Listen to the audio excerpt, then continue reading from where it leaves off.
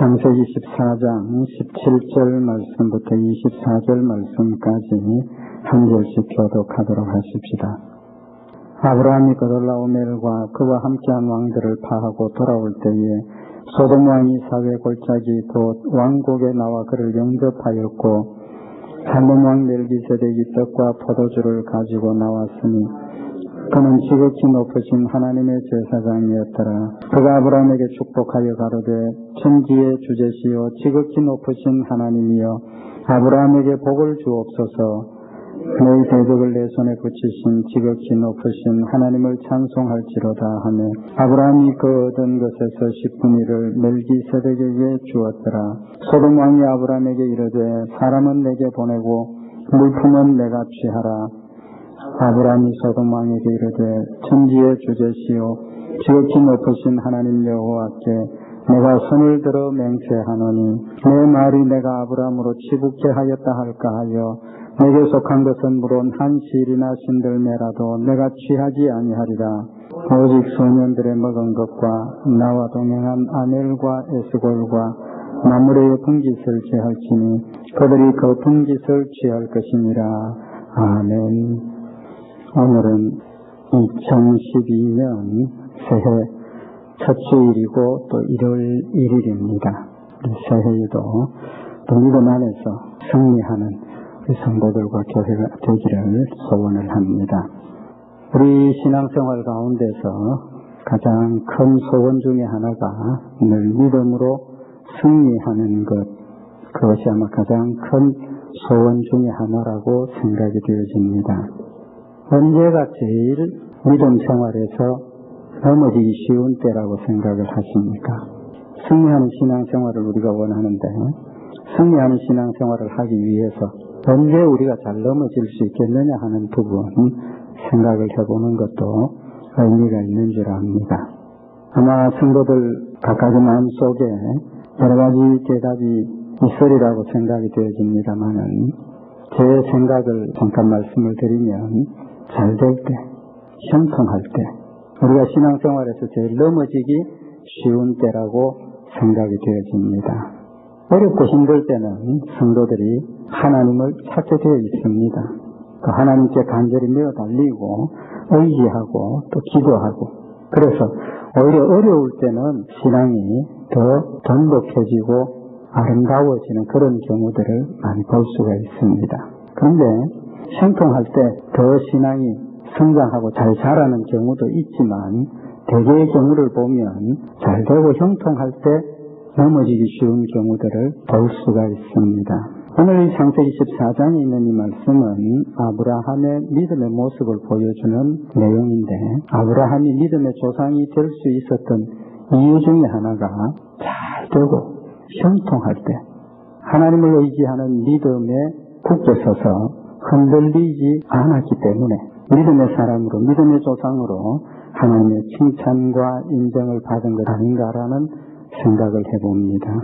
오늘 여기 창세기 14장에 있는 이 말씀은 우리가 잘 아는 내용입니다. 소돔과 고모라가 침략을 받고 아브라함의 조카 롯이 붙잡혀갔다는 소식을 듣고 아브라함이 뒤쫓아가서 조카 롯을 되찾아오는 내용이 기록이 되어져 있습니다. 조금 그 내용을 우리가 자세하게 참고를 해보면 이 전쟁이 아브라함에게 있어서는 참 교만할 수 있었고 넘어질 수 있었던 굉장히 형통한 순간이었다는 것을 볼 수가 있습니다.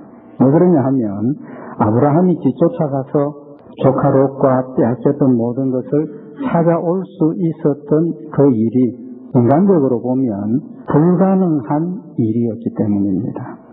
그 말씀을 참고를 해보면 창세기 14장 9절에 보면 그 전쟁을 묘사를 하고 있는데 곧 그 5 왕이 엘람 왕 그돌라오멜과 고임 왕 기달과 시날 왕 아무라벨과 엘라살 왕 아리옥 네 왕과 교전하였더라.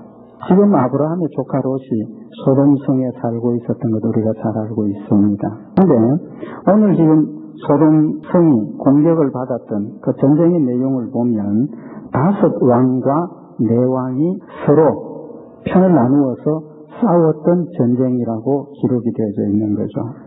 그래서 5 왕, 소돔 왕, 고모라 왕, 아드마 왕, 서도임 왕, 또 도알 왕, 이 왕들하고 그 다음에 엘람 왕, 고임 왕, 시날 왕, 아므라벨, 아리옥 네 왕들이 편을 나누어서 싸웠다는 겁니다. 그렇다면 지금 소돔이 공격을 받고 소돔이 파괴된 그 전쟁은 어떤 전쟁입니까?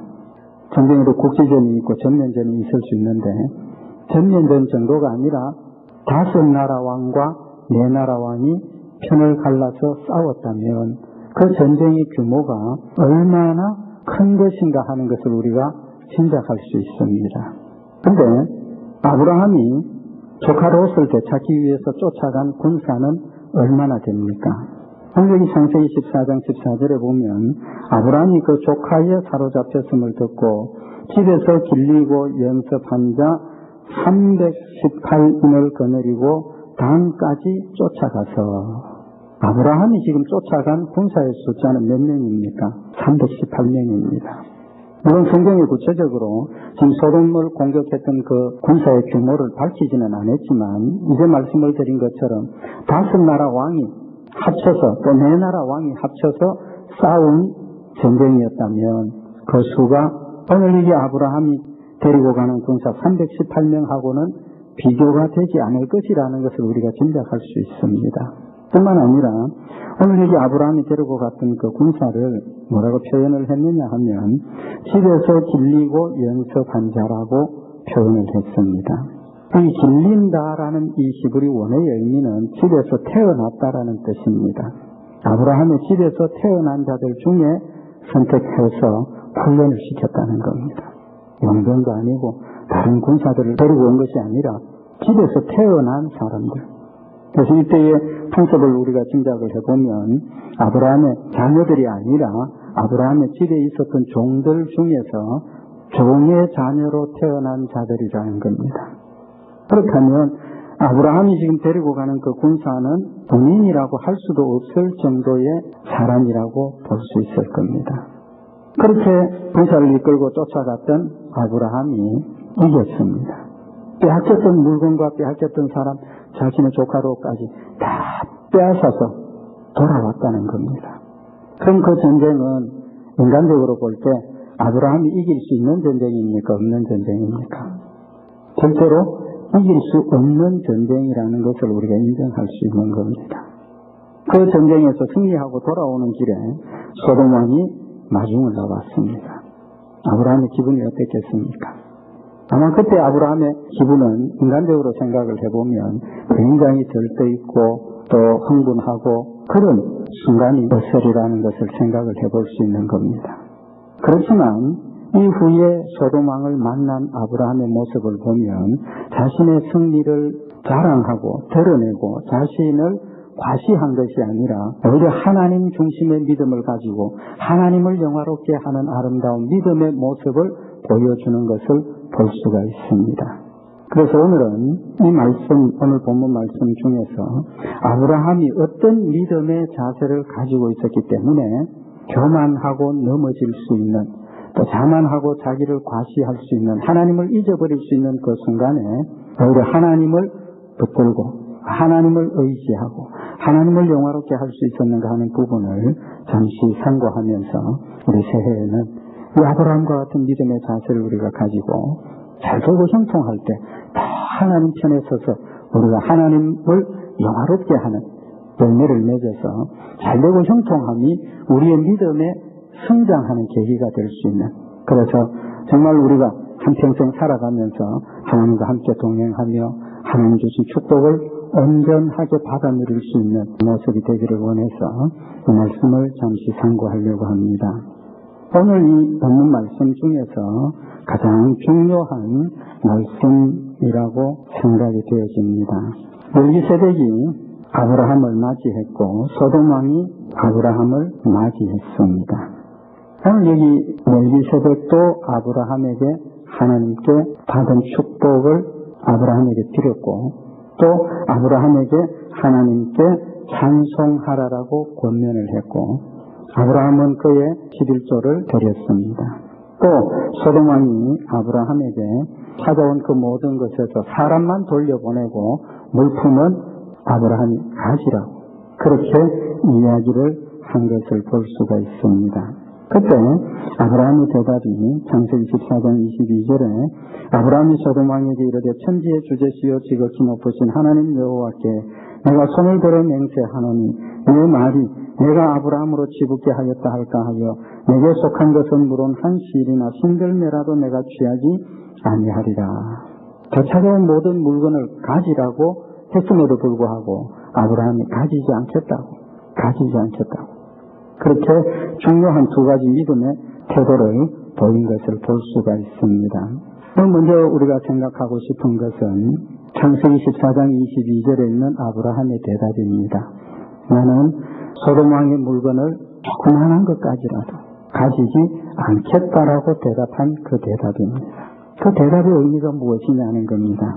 첫째는 오늘 여기 이 아브라함의 대답을 통해서 우리가 알 수 있는 것은 아브라함의 믿음은 구체적인 믿음이라는 겁니다. 구체적인 믿음.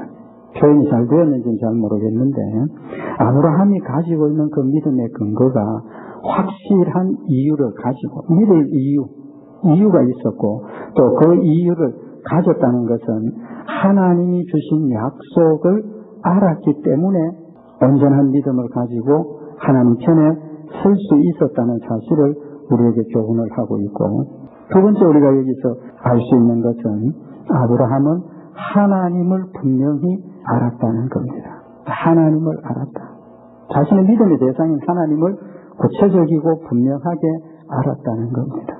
결론적으로 말씀을 드리면 아브라함이 가지고 있었던 믿음은 막연한 믿음이 아니라는 거죠. 막연한 믿음이 아니라는 거죠. 왜 막연한 믿음이 위험하냐 하면 상황에 따라서 믿음의 내용이 달라질 수 있습니다. 좀 나쁘게 표현을 한다면 미신적인 믿음이라고 할 수 있을 겁니다. 내 기준에서 또는 세상의 어떤 기준에서 믿음의 내용과 또 자신이 가지고 있는 내용들을 판단을 해서 하나님이 주신 거냐 아니냐 또 하나님을 믿어야 할 것이냐 말아야 할 것이냐 하는 부분을 판단을 하기 때문에 정확하고 구체적인 믿음을 가지지 않으면 다시 말하면 미신적인 믿음을 가지면 상황에 따라서 경우에 따라서 넘어지기가 쉽고 넘어질 수밖에 없다는 것입니다. 오늘 여기 소돔 왕이 아브라함에게 자신의 모든 소유를 가지라고 했을 때 아브라함이 거절한 이유가 14장 22절에 보면 아브라함이 소돔 왕에게 이르되 천지의 주제시여 지극히 높으신 하나님 여호와께 내가 손을 들어 맹세하노니 지금 소돔 왕이 아브라함에게 권면하는 소돔 왕의 재산을 전부 가지라고 하는 것을 거절하는 첫 번째 이유가 천지의 주제시여 지극히 높으신 하나님 여호와를 아브라함은 믿었기 때문입니다. 여기 천지의 주제시라는 말, 또 지극히 높으신 하나님 여호와라는 이 믿음의 내용이 어떤 의미를 가지고 있습니까? 이 천지의 주제시라는 뜻은 천하 만물을 창조하신 하나님이시라는 뜻입니다. 또 천하 만물을 창조하셨기 때문에 천하 만물을 다스리시는 하나님이시라는 믿음을 고백을 하고 있는 겁니다. 지극히 높으신 하나님, 역시 모든 것을 지배하시고 주관하시고 다스리시는 모든 것의 주인이 되시는 하나님이시라는 사실을 아브라함은 고백을 하고 있는 겁니다. 그러니까 아브라함의 마음속에 자신이 믿는 하나님, 자신을 택하여 주시고 이끌어 주셨던 그 하나님 어떤 분인가 라는 것을 고백을 하고 있는 겁니다. 자신이 믿고 있는 이 하나님, 천하 만물을 창조하시고 천하 만물을 주관하시고 다스리고 계시는 하나님이시라는 사실을 믿었기 때문에 내가 지금 소돔 왕이 주는 이 재물을 가지지 않더라도 부자가 될 수 있다는 믿음을 가지고 있다는 겁니다. 그 다음에 오늘 여기 아브라함이 알고 있었던 것, 조금 전에도 말씀을 드린 것처럼 아브라함은 하나님이 주신 그 약속을 알고 있었다는 겁니다. 창세기 12장 1절에 보면 하나님이 아브라함에게 고향을 떠나라 하실 때 어떤 말씀을 하셨습니까? 창세기 12장 1절에 보면 여호와께서 아브라함에게 이르시되 너는 너의 본토 친척 아비 집을 떠나 내가 네게 지시할 땅으로 가라. 내가 너로 큰 민족을 이루고 내게 복을 주어 내 이름을 창대케 하리니 너는 복의 근원이 될지라. 너를 축복하는 자에게는 내가 복을 내리고 너를 저주하는 자에게는 내가 저주하리니 땅의 모든 족속이 너를 인하여 복을 얻을 것이니라 하신지라. 하나님께서 아브라함에게 고향을 떠나라 하시면서 뭘 약속하셨다는 겁니까? 내가 너로 복의 근원이 되도록 축복해 주겠다. 약속하셨다는 겁니다. 아브라함은 그 약속을 믿었기 때문에 뭘 생각을 하고 있는 겁니까? 내가 부자가 될 것이다라는 확실한 믿음을 가지고 있는 겁니다. 오늘 여기 아브라함이 소돔 왕의 한 대답을 보면 그 대답 가운데 중요한 한 가지 전제가 있습니다. 무슨 전제입니까? 자신이 부자가 된다라는 전제를 하고 있지 않습니까? 왜 그러냐 하면 창세기 14장 22절에 아브라함이 소돔 왕에게 이르되 천지의 주제시여 지극히 높으신 하나님 여호와께 내가 손을 들어 맹세하노니 내 말이 내가 아브라함으로 지북히 하였다 할까 하여 내게 속한 것은 물은 한 실이나 신들매라도 내가 취하지 아니하리라. 아브라함이 지금 하고 있는 대답의 의미를 보면 내가 앞으로 부자가 될 건데 부자가 되었을 때 소돔 왕이 무슨 말을 할 것이냐는 겁니까? 나 때문에 아브라함이 부자가 되었다라고 할 것이라는 겁니다. 그러니까 아브라함의 마음속에는 이제 말씀을 드린 것처럼 천지의 주제 되시는 모든 것을 다스리시고 주관하시는 하나님께서 나를 부자로 만들 것이다 라는 확실한 믿음을 가지고 있는 겁니다. 그런 믿음을 가지고 있었기 때문에 부자가 되었을 때 일어날 일을 미리 생각을 하고 그 일을 통해서 하나님이 영광 받으실 수 있도록 해야 되겠다는 지혜를 보여주는 겁니다. 아브라함이 가졌던 그 믿음, 하나님 살아계시고 하나님 지금도 모든 것을 주관하시고 다스리시는 하나님이시라는, 또 약속하신 것을 반드시 이루시는 하나님이라는 사실을 아브라함은 알고 있었다는 겁니다. 하나님 주신 약속을 알았고 하나님 그 약속을 이루시고 지금도 다스리시는 하나님이라는 사실을 분명히 알았기 때문에 아브라함은 소돔 왕이 제안하는 그 제안을 거절할 수 있었더라는 겁니다. 우리의 믿음은 막연한 믿음이 아닙니다. 우리가 가져야 할 믿음은 구체적이고 분명한 믿음이어야 한다는 사실을 우리에게 교훈을 하고 계시는 겁니다. 신명기 8장 3절에 보면 너를 낮추시며 너를 줄이게 하시며 또 너를 알지 못하며 내 열조도 알지 못하던 만나를 내게 먹이신 것은 사람이 떡으로만 사는 것이 아니요 여호와의 입에서 나오는 모든 말씀으로 사는 줄을 너로 알게 하려 하시느니라. 하나님 주신 약속이 무엇입니까? 아브라함에게는 내가 너로 복의 근원이 되도록 하겠다고 약속하신 그 약속의 말씀이고 우리에게는 하나님의 약속이 무엇입니까? 하나님 주신 성경 말씀이 하나님 나에게 주신 이 성경 말씀이 하나님 나에게 주신 약속입니다. 결론적으로 우리의 신앙생활에 있어서 하나님 주신 이 약속을 정확하고 분명하게 알면 그 약속을 근거로 내가 어떻게 행동해야 하고 내가 어떻게 기다려야 하고 내가 어떻게 하나님께 맡겨야 할 것인가 하는 것을 깨달을 수 있고 지혜롭게 판단해서 하나님이 원하시는 모습으로 행동할 수 있다는 사실을 우리에게 교훈으로 주시는 말씀인 겁니다. 그래서 사도행전 17장 11절에 보면 베레아 사람은 데살로니가에 있는 사람보다 더 신사적이어서 간절한 마음으로 말씀을 받고 이것이 그러한가 하여 날마다 성경을 상고했다. 무엇 때문에? 하나님 주신 약속을 분명히 알아야 하기 때문에 그 약속을 붙들어야 우리가 어떤 경우에라도 흔들리지 않고 믿음 위에 서서 승리할 수 있기 때문에 에베소서 4장 13절에 보면 우리가 다 하나님의 아들을 믿는 것과 아는 일에 하나가 되어 온전한 사람을 이루어 그리스도의 장성한 분량이 충만한 데까지 이르리니 하나님을 아는 것, 그리스도를 아는 것, 하나님을 믿는 일, 그리스도를 믿는 일 하나가 되어야 된다. 하나가 돼요. 우리 믿음과 하나님 주신 약속을 알고 믿는 것이 하나가 되었을 때 온전한 사람이 된다라고 말씀을 하고 계시는 겁니다. 적어도 아브라함은 하나님께서 주신 그 약속을 알았고 하나님께서 그 주신 약속을 어떻게 성취하실 것인가 하는 것을 믿었고 알았기 때문에 교만하지 않고 자만하지 않고 하나님의 역사를 인정하고 믿음 가운데 승리할 수 있었다는 겁니다. 2012년 한 해 남은 우리의 믿음의 생활 가운데 우리는 하나님께서 주신 이 믿음의 약속을 날마다 말씀을 상고하고 열심히 말씀을 묵상하고 그 말씀을 내 마음속에 새겨서 막연한 믿음이 아니라 구체적인 믿음을 가지고 분명한 믿음을 가지고 살아계신 하나님, 날 사랑하시고 지금도 역사하시는 그 하나님을 우리 마음속에 새겨서 정말 하나님 말씀 가운데서 믿음으로 승리하는 복된 성도들이 되시기를 원합니다. 두 번째로 아브라함이 가졌던 그 믿음의 자세가 무엇이냐 하면 하나님 중심의 믿음이었습니다. 하나님 중심의 믿음. 왜 그러냐 하면 오늘 아브라함이 나는 소돔 왕이 주는 그 재물을 가지지 않겠다. 이제 뒤에 마지막 부분에 그 말씀을 참고하겠지만 오늘 여기 아브라함이 그 재물을 거절하는 이유가 무엇이냐는 겁니다. 재물을 거절하는 이유.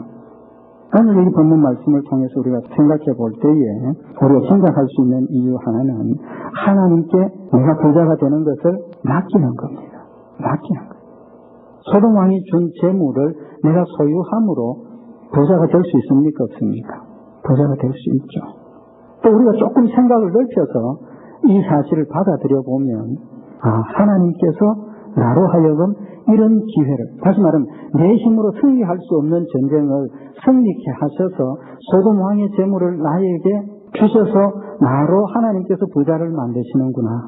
본인은 믿음으로 인정할 수 있는 부분입니다. 그렇게 생각을 했다면 하나님께 감사를 하고 그것을 받아들였을 수도 있었을 겁니다. 그럼에도 불구하고 아브라함은 받지 않겠다. 무엇 때문에? 하나님께서 나로 부자가 되게 하시겠다고 약속을 하셨고 그 과정과 결과가 누구의 손에? 하나님 손에 이루어지기를 원하는 믿음 때문에 자신이 부자가 되는 이 모든 과정을 하나님 손에 맡기기 위해서 그 재물을 받지 않겠다라고 고백을 하고 있는 겁니다. 왜 그런 이유를 말씀을 드릴 수 있느냐 하면 창세기 14장 19절에 보면 그가 아브라함에게 축복하여 가로되 천지의 주제시여 지극히 높으신 하나님이여 아브라함에게 복을 주옵소서. 그리고 이어서 멜기세덱이 계속해서 이야기하기를 너희 대적을 내 손에 붙이신 지극히 높으신 하나님을 찬송할지로다. 아브라함을 맞이하면서 멜기세덱이 하나님께서 아브라함에게 축복해 주십시오. 그리고 아브라함에게 권면하는 것은 너희의 대적을 내 손에 붙이신 지극히 높으신 하나님을 찬송할지로다. 하나님을 찬송하라는 겁니다. 아브라함에게. 왜? 하나님께서 이번 전쟁에서 승리케 하셨으니까 승리케 하신 하나님께 아브라함이여 찬송을 하라라고 권면을 하고 있는 겁니다. 아브라함의 대답이 무엇입니까? 이에 아브라함이 그 얻은 것에서 10분 1을 멜기세덱에게 주었더라. 10분 1을 멜기세덱에게 주었더라. 멜기세덱에게 준 그 의미가 뭐냐는 겁니다. 무엇입니까? 멜기세덱이 하나님, 지극히 높으신 하나님을 찬송할지로다. 아브라함이 되찾아온 10분의 1을 멜기세덱에게, 다시 말하면 하나님께 드렸다는 거예요. 그러면 아브라함이 지금 10분의 1을 드린 그 의미는 무엇입니까? 하나님을 찬송하는 의미가 있다는 거예요. 하나님을 찬송하는 거예요. 뭘 찬송을 하는 겁니까? 너희 대적을 내 손에 붙이신 지극히 높으신 하나님을, 인간적으로 생각할 때 이길 수 없는 전쟁에서 절대로 되찾아올 수 없는 그 상황에서 하나님께서 이기게 하시고 하나님께서 되찾아오게 하셨다는 사실을 믿음으로 인정하고 하나님께 감사와 영광을 돌리고 있는 겁니다. 이 전쟁에서, 불가능한 전쟁에서 승리케 하신 하나님을 인정하면서 11조를 드리면서 어떤 마음으로 드리겠습니까? 하나님, 나를 부자가 되게 하신다고 약속하셨으니까 남은 이 모든 부분들도 하나님께서 천지의 주제 되시는 하나님께서 주관하셔서 이루실 줄 믿습니다라는 믿음의 고백을 거기에 담고 있다는 겁니다. 우리가 하나님께 드리는 예물들, 11조를 위시해서 감사의 예물, 주일 예물, 또 우리가 몸을 하나님께 드리는 이 모든 드림의 의미가 무엇입니까?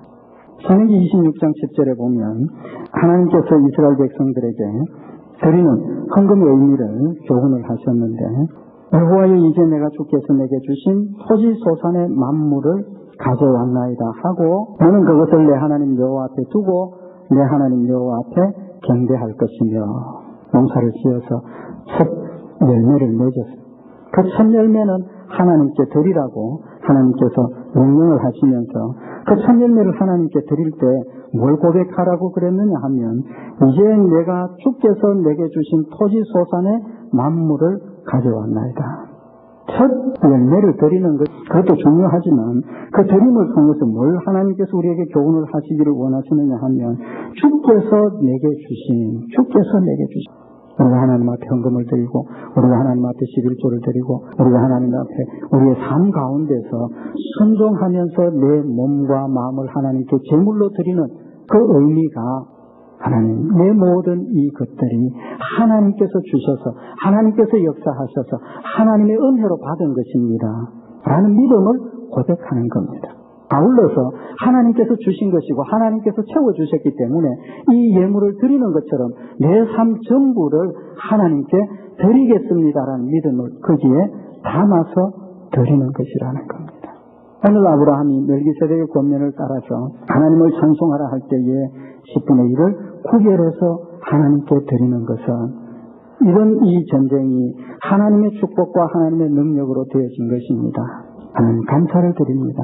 앞으로 되어질 모든 일들도 하나님 약속하신 대로 이루어 주실 줄 믿습니다라는 믿음의 고백을 하면서 그 믿음대로 내가 부자가 되는 그 모든 과정도 하나님 손에 맡깁니다라는 믿음의 열매를 보여주는 겁니다.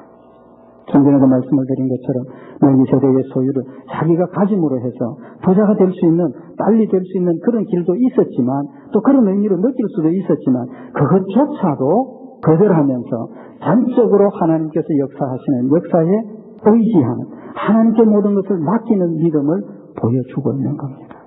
우리가 믿음으로 하나님께 맡길 수 있는 것은 하나님 중심의 믿음을 가져야만 할 수 있는 겁니다. 모든 것의 초점이 하나님께 맞추어질 때에 모든 것을 하나님께 맡길 수 있고 하나님의 뜻을 따라 순종할 수 있다는 사실을 우리에게 교훈하고 계시는 겁니다. 마지막으로 아브라함이 가졌던 믿음의 자세가 무엇입니까? 하나님께만 영광을 돌리겠다는 겁니다. 하나님께만 영광을 돌리겠다. 전부터 말씀을 드린 것처럼 창세기 14장 22절에 아브라함이 내가 아브라함으로 지북해 하였다 할까 하여 아브라함이 소돔왕의 재물을 거절한 이유가 내가 부자가 되었을 때 소돔왕이 나 때문에 아브라함이 부자가 되었다. 그때 빼앗겼던 모든 물건을 내가 아브라함에게 주었더니 그 재물 때문에 아브라함이 부자가 되었다라는 이야기를 할까봐 받지 않겠다는 겁니다. 왜 아브라함이 부자가 되었을 때 소돔왕의 재물을 받아서 부자가 되었을 때 소돔왕이 그 말을 할 수 있습니까? 없습니까? 충분히 할 수 있을 겁니다. 그랬을 때 그 이야기를 듣는 사람들은 또 어떻겠습니까? 거기를 끄떡거릴 수밖에 없지 않습니까? 그래. 그때 소돔왕이 가졌던 그 많은 재물을 아브라함이 가지게 되었으니까 아브라함이 부자가 된 것 당연한 것 아니냐. 하나님께서 그 전쟁을 이기게 하시고 하나님께서 되찾아오게 하셨음에도 불구하고 하나님은 사라져버리고 누구만 부각이 되는 겁니까? 소돔왕이 거기에 부각이 될 수 있다는 겁니다. 그렇기 때문에 내가 이것을 받지 않겠다라고 아브라함이 고백을 하고 있는 겁니다. 아브라함의 마음속에 철저하게 모든 영광이 하나님께 돌아가야 한다는 사실을 마음에 새기고 있었기 때문에 다른 각도에서 보면 하나님의 역사요 하나님이 주신 기회라고 생각할 수 있는 그 순간에요 좀 더 넓은 믿음의 눈을 가지고 바라보니까 이랬을 때 하나님이 영광 받아야 할 일을 사람이 영광 받을 수도 있겠구나라는 지혜로운 판단을 할 수 있게 되더라는 겁니다. 아브라함의 마음속에 하나님을 영화롭게 해야 하겠다는 그런 인력이 있었기 때문에 분별할 수 있었더라는 겁니다. 우리의 삶 가운데도 마찬가지인 줄 압니다. 또는 우리가 살아가는 가운데 하나님의 은혜요 하나님의 도우심이구나. 실제로 하나님의 도우심으로 아브라함이 전쟁에 승리했지 않습니까? 그럼에도 불구하고 그 다음 단계에 들어가서 하나님이 영광 받으실 거냐 아니거냐 하는 것을 생각해 볼 수 있는 여유가 아브라함에게 있었더라는 겁니다. 고린도전서 10장 31절에 보면 그런즉 너희가 먹든지 마시든지 무엇을 하든지 다 하나님의 영광을 위하여 하라. 잘 알고 있는 말씀입니다. 우리의 삶의 제일 되는 목적이 오직 하나님께만 영광 돌려야 한다는 것. 잘 알고 있는 말씀이고 또 실천하려고 노력하는 말씀인데 때로는 하나님께 영광 돌리고자 한 그 일조차도 하나님께 영광이 돌아가기보다는 사람이나 또는 다른 어떤 곳에 영광이 돌아가게 되는 경우를 우리는 볼 수가 있는 줄 압니다. 아브라함은 그런 일조차도 미리 내다보고 분별하고 그런 일들이 이루어지지 않도록 지혜롭게 믿음으로 처신하는 것을 보여주고 있는 겁니다.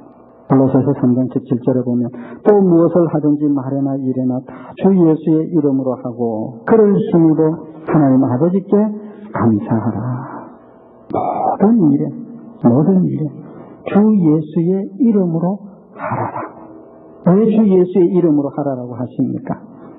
이름으로 하고 또 주 예수의 이름으로 했기 때문에 그 일에 하나님이 영광 받으실 수 있다는 겁니다. 내 이름으로 하게 되면 좋은 결과가 나타나면 누구 이름이 납니까? 내 이름으로 나타나요. 자신을 부각하고 자신을 드러낼 수 있기 때문에 모든 일에 주 예수 그리스도의 이름으로 하라라고 말씀을 하고 계시는 겁니다.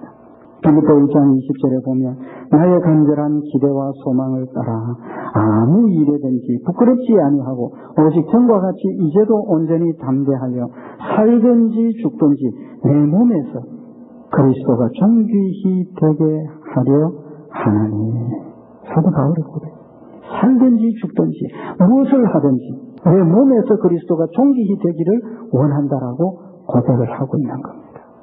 우리의 삶의 목적이 온전하게 하나님께 초점이 맞추어지고 온전히 하나님께 영광 돌리는 일에 초점이 맞추어질 때에 하나님 나에게 주신 말씀대로 순종하게 되고 또 그 순종을 통해서 하나님 영광을 받으시게 되고 또 그 영광을 통해서 하나님께서 나에게 약속하신 축복을 아름답게 이루어 주셔서 하나님 주신 축복을 풍성히 받아 누리도록 하나님이 역사하신다는 사실을 우리에게 교훈하고 계시는 말씀입니다.